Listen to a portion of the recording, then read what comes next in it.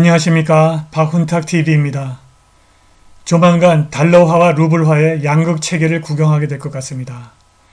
국제통화기금 IMF가 미국 부채 증가 지속을 예측했는데 이것은 달러 가치의 지속적인 붕괴를 의미합니다. 위안화는 국제결제와 외환보유고 비중이 매우 낮은 상태에 머물러 있습니다. 러시아는 높은 생산성과 금보유고로 루블화를 지지하고 있습니다. 결국 미국을 앞서게 될 러시아와 맞서는 대외 정책은 재고해야 합니다. 방송 전에 한 말씀 드리겠습니다. 여러분들 잘 아시다시피 제가 해임 취소 행정소송 진행하고 있습니다. 광주에 제기한 터무니없는 손해배상 청구 소송도 준비하고 있습니다.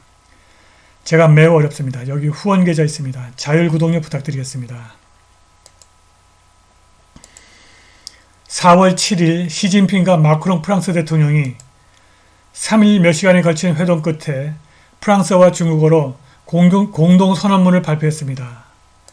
이 선언문에 무역, 핵전쟁, 우크라이나 전쟁, 식량위기, 기후변화 등에 대한 많은 관심이 포함되어 있으나 가장 중요한 핵심은 다극세계에서 유엔의 비호 아래 다자간 국제체제를 강화하고자 한다고 선언한 것입니다.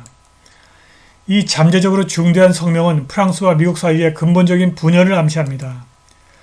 마크롱은 베이징을 떠나는 비행기 인터뷰에서 유럽이 전략적 자율성을 달성하고 제3의 초강대국이 되어야 한다고 말했습니다. 샤를 미셸 유럽위원회 위원장은 상당수 유럽 지도자들이 임마누엘 매크롱처럼 생각할 수 있다고 말했습니다.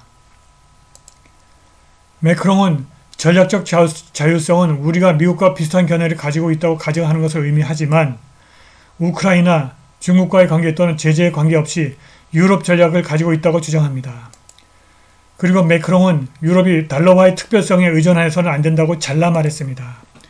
마크롱과 유럽이 달러화의 특별성에서 벗어나려는 이유는 무엇보다도 끝없이 치솟는 미국의 국가부채입니다. 국제통화기금이 재정 모니터 보고서에서 31조 달러에 달한 미국 국가부채가 정부 차입 증가로 인해 향후 몇 년 동안 계속 증가할 것이라고 예측했습니다. 미국의 GDP 대비 부채 비율은 올해 122.2%로 지난해 121.7%보다 약간 높을 것으로 예상됩니다. 2028년에는 GDP의 136.2%로 더 증가할 것으로 예상됩니다. 더 심각한 결정적인 문제는 미국이 국가부채 축소를 위한 국가적, 정치적 합의를 이룰 능력이 없다는 데 있습니다. 로마 제국의 멸망을 초래한 것은 게르만족의 침입이 아니라 인플레이션입니다. 병사에게 지급하는 은화에 불순물을 섞어 초인플레이션이 발생하자 병사들이 다 집에 가버렸습니다. 미국은 나머지 세상이 미 국채 매입을 중단할 때까지 계속 달러화를 찍어낼 것이고 그때까지 미국 부채는 계속 증가할 것입니다. 미국이 이 추세에서 벗어나지 못할 것 같습니다.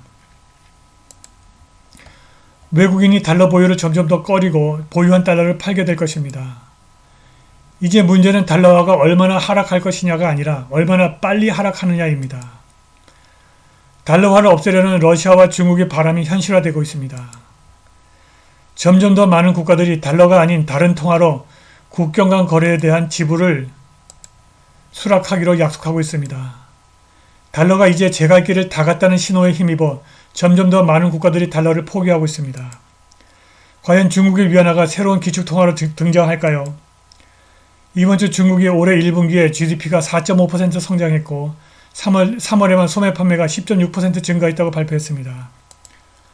서구의 금융 분석가들의 관심은 소비자 활동에 맞춰져 있지만 다른 모든 전문가들은 중국이 소비자 물가 상승 없이 신용이 산업 투자를 주도하는 아주 견실한 저축주도 경제를 가지고 있다는 것을 잘 알고 있습니다. 그런데 아직은 중국에서 신용이 자본 형성을 주도하고 있다는 통계적 증거가 나타나지 않았습니다. 그리고 왼쪽 그래프에서 보듯이 위안화의 국제결제 비중이 영국 파운드화의 절반가량에 불과합니다. 이것은 2022년 1월 기준입니다. 이것뿐만이 아닙니다. 글로벌 외환 보유고에서 위안화의 비중이 줄어드는 추세를 보이고 있습니다. 왼쪽 그래프의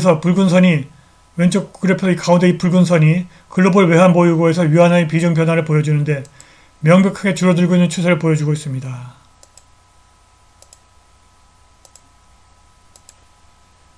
계속 줄어들고 있습니다.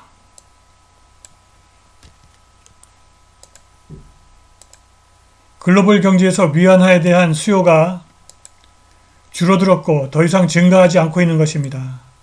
그렇다면 러시아와의 루블화는 어떨까요? 러시아 경제는 현재 우크라이나와의 갈등 상황에도 불구하고 눈에 띄게 잘 돌아가고 있는 것으로 보입니다. 세금과 정부 부채는 다른 주요 경제보다 낮고 몇 가지 해결 방법으로 수출 무역은 계속해서 흑자를 기록하고 있습니다. 우크라이나 분쟁은 재정적 부담이 되었지만 러시아 경제를 불안정하게 만들 정도는 아닙니다. 지불 흐름이 달러에서 위안으로 전환되어 전 세계 러시아 사람들이 계속 신용카드를 사용할 수 있습니다. 방글라데시는 중국 은행을 통해서 러시아의 루퍼 원자력 발전소 건설 비용을 위안화로 지불하고 있습니다. 이전 사례에서 여러 번 보았듯이 러시아에 대한 미국과 서방의 제재는 완전히 무의미한 것으로 판명되고 있습니다. 궁극적으로 러시아가 자체적 지불 수단을 갖기를 원할 것이라고 확신할 수 있습니다. 이를 위해서 푸틴의 대리인 세르게이 글라지예브가 유라시아 경제연합을 통한 새로운 무역 결제 통화에 대한 제안을 작업하고 있습니다. 글라지예브가 공개적으로 루블화가 일종의 근본이제로 이동할 것이라고 발언했습니다. 근본이제 루블화가 현재 10% 이상의 러시아 금리를 크게 떨어뜨려 GDP 성장에 박차를 가할 것입니다. 3.5%에 불과한 러시아의 낮은 인플레이션 환경에서 이자율을 낮추는 것은 신용 성장을 촉진하여 경제적 잠재력을 극대화할 것입니다. 근본이제 루블화의 핵심은 신용의 가치를 금에 고정하여 영구적 가격 안정을 도입하는 것입니다. 이렇게 되면 루블 금리가 영구적으로 매우 낮은 한 자릿수로 떨어질 수 있습니다. 그렇게 되면 러시아 경제가 급성장을 하게 되고 루블화가 국제거래에 신뢰할 수 있는 결제수단으로 위안화에 도전할 수 있는 위치에 있게 됩니다. 그렇게 되면 러시아와 걸프협력위원회 회원국들과 새로운 관계로 인해서 사우디와 다른 국가들은 위안화보다는 금에 연동된 루블화를 에너지 결제 수단으로 쉽게 받아들일 것입니다. 이 점에 대해 러시아와 중국의 협상은 까다롭겠지만 중국도 상당한 양의 금을 보유하고 있어서 결국 그들의 협상이 보다 신뢰할 수 있는 국제 결제 수단과 가치 저장 수단으로 귀결될 것입니다.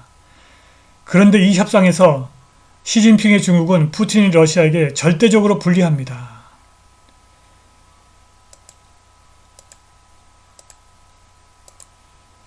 중국의 2019년 총 요소 생산성은 마이너스 3.319%입니다.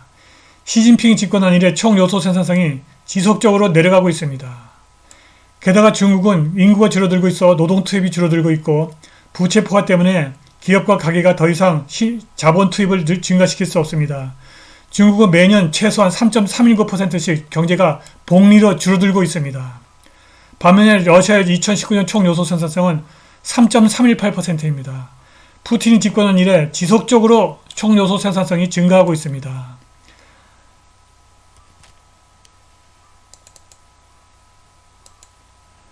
중국에서 시진핑이 계속 집권하고 러시아에서 푸틴이 계속 집권하는 한 중국 위안화가 러시아의 루블화를 제치고 달러화와 경쟁하는 기축통화가 되기는 어려울 것입니다. 결국 미국을 경제적으로 능가할 러시아와 맞서는 대외정책을 재고해야 합니다.